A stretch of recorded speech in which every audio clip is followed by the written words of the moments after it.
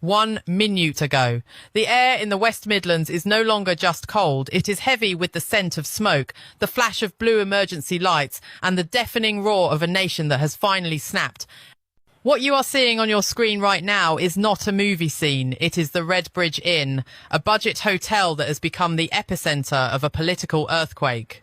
Aerial footage currently streaming live confirms that over 150,000 people have descended upon this location, surrounding the building in a massive, heaving ocean of anger.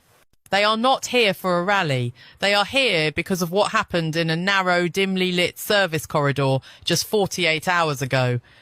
Inside that corridor, the silence of a routine night shift was shattered by a violence so frenzied it defies description. Ryan Sky White, just 27 years old, was working the reception desk. She was earning minimum wage, folding linen, answering phones, saving for a future she would never get to see. She was the face you saw when you checked in, smiling, patient, the kind of person who texted her friends to make sure they got home safe.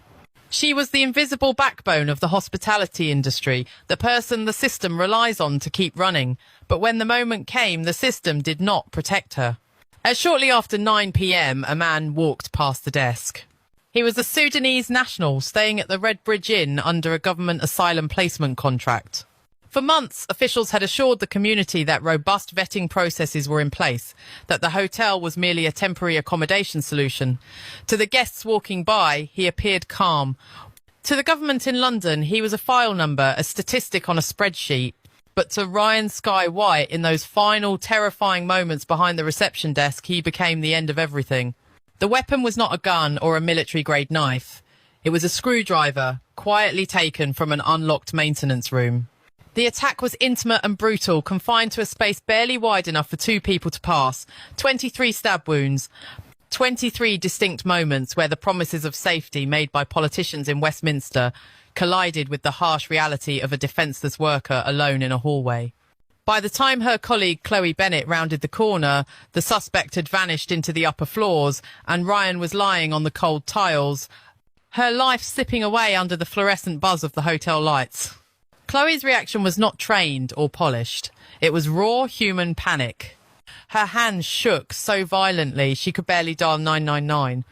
But before the paramedics arrived, before the police tape went up and the PR teams began drafting their statements, Chloe did something that would change the course of British history tonight. She lifted her phone, turned the camera on herself, and hit record. She didn't speak like a news anchor. She